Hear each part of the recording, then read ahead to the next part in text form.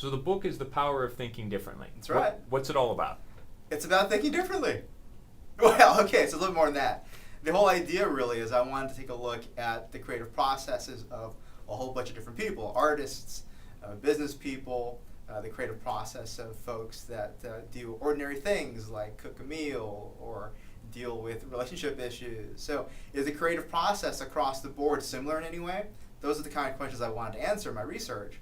And what I did is I looked into that both through real-world examples and through a study of the psychology and science of it all. And it seemed like there was a synthesis there. There was a way to come to there's a commonality between all those different processes. So the book covers that. It goes through those different processes and synthesizes them into something coherent, something that's easily followed by people. So this is more than just for quote-unquote artists. I mean, if that's the case, then who are the kind of people who should be reading the book? Oh, it's definitely more than artists.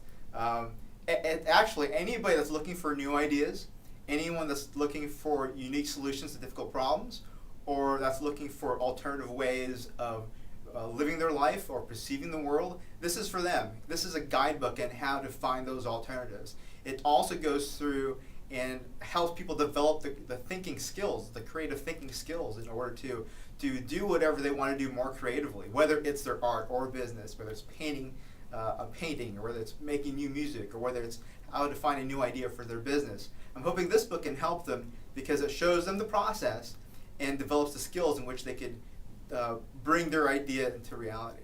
So it's really very applicable for folks. It's applicable to just about anybody.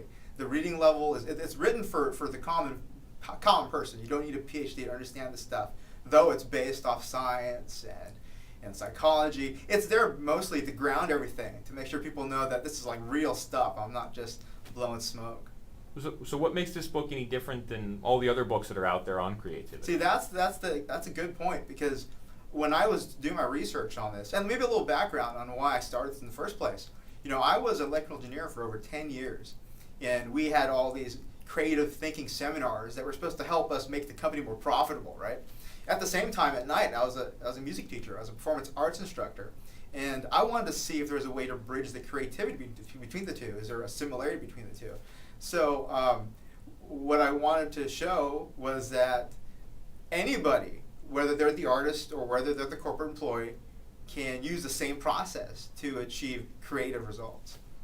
So if that's really the case, I mean, if it sounds like it covers so many different parts of the creative process. Yeah, that's right. When that works for folks, how can they implement these things in their lives? I mean, what can they take from the book?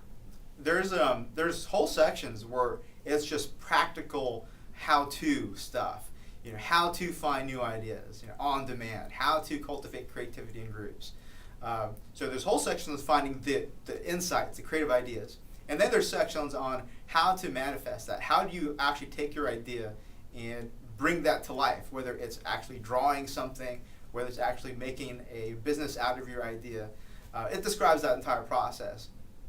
In the book, you also seem to have this great parable about the island of pickles and donuts to explain creativity. Yeah. Can you tell us a little bit more about that? One of the things that I wanted to use the book for was not just for passing along of information, but I wanted to be kind of a workout for your creative faculties. Because one of the things that people don't realize is that they all have the inherent ability to be creative. It's a matter of exercising those faculties and being motivated enough to do it. So one of the things that I do in the book is use metaphor, analogy, jokes, puzzles, and this allegory of the island of pickles and donuts, which is supposed to stir people's imaginations and counterbalance all the science stuff that you'll read throughout the book. So if this, obviously is going to be of interest to all sorts of different people. Yeah. How could folks get a hand on a copy of the book? That's easy. You can go to Amazon.com and look up The Power of Thinking Differently, or you can go to my website at thinking-differently.com, and I'll have links to Amazon and to books you can purchase directly from me for hopefully a little cheaper. That sounds fantastic. Yeah, that's great. JV, thank you so much. Hey, thank you.